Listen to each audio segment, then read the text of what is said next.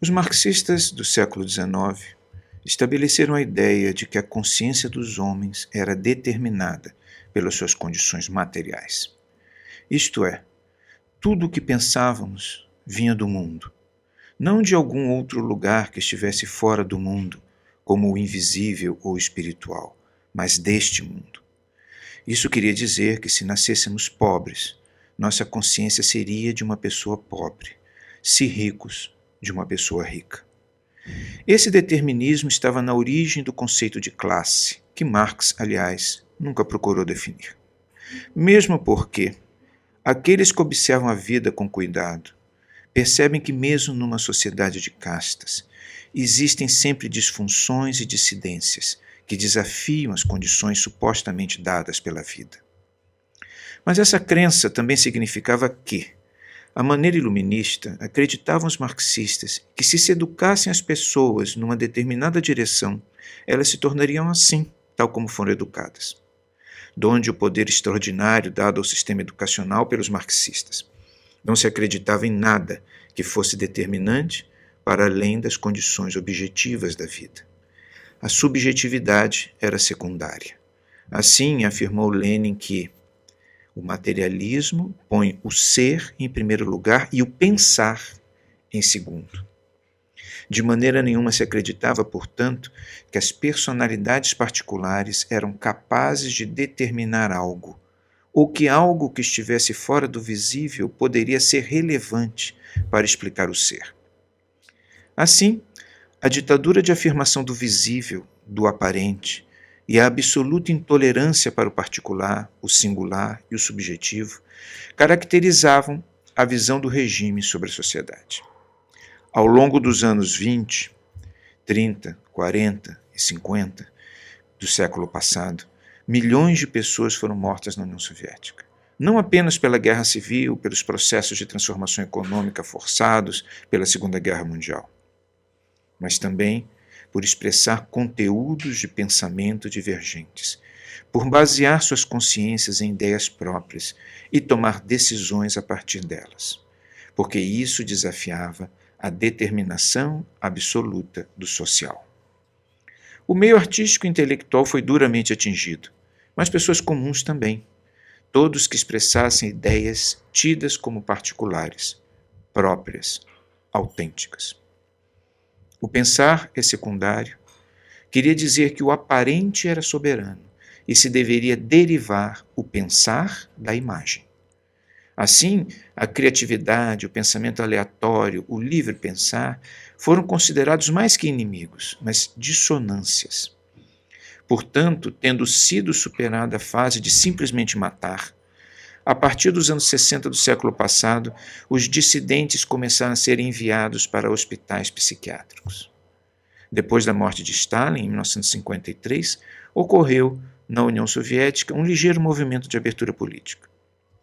Os crimes do stalinismo foram denunciados, em 1956, pelo novo líder do país, Nikita Khrushchev, no seu célebre discurso secreto no 20º Congresso do Partido Comunista. Nessa fase, emergiram alguns escritores e artistas de peso que se tornaram líderes da dissidência, já que emergiram, enquanto artistas, exatamente daquele espaço da subjetividade, da inspiração, onde repousam os elementos capazes de fundamentar a decisão humana. 3 autores podem ser destacados nesse momento. O primeiro deles foi Boris Pasternak. Pasternak escreveu um livro particularmente assustador ao regime, Doutor Zhivago, no qual afirmou a grandeza da capacidade humana de tomar decisões e a profundidade dos elos sentimentais humanos. E sustentou que o regime, que nega esse papel da subjetividade, leva à desgraça e não à libertação aos seres humanos.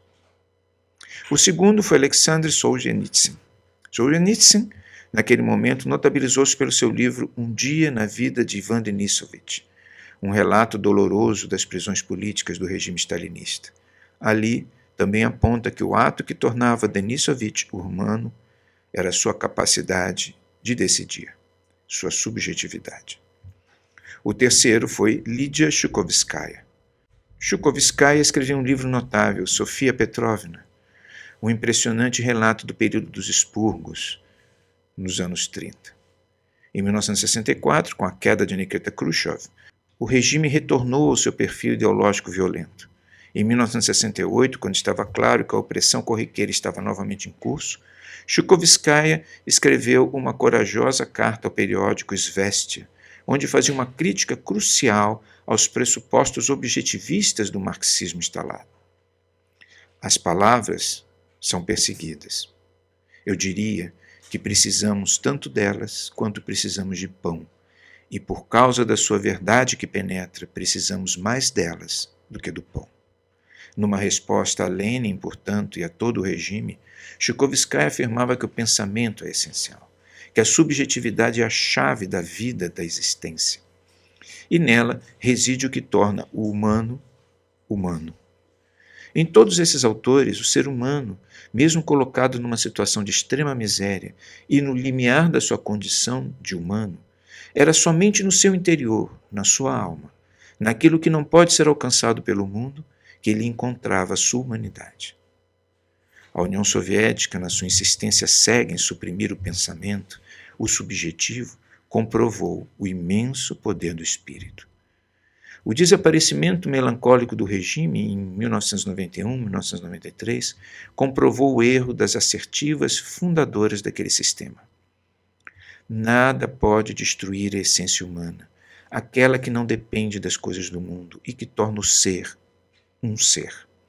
E mesmo com toda opressão, crime e violência, basta que um escritor conte que, no fundo de uma prisão, totalmente controlada, onde sequer há nome, mas apenas número, um prisioneiro foi capaz de decidir se deveria botar mais ou menos sal na comida. Basta essa constatação para que a humanidade desperte e seja capaz de desafiar um regime com o maior exército do mundo e com milhares de armas nucleares. E é nessa subjetividade que está o mistério do ser, e não na transitoriedade do mundo.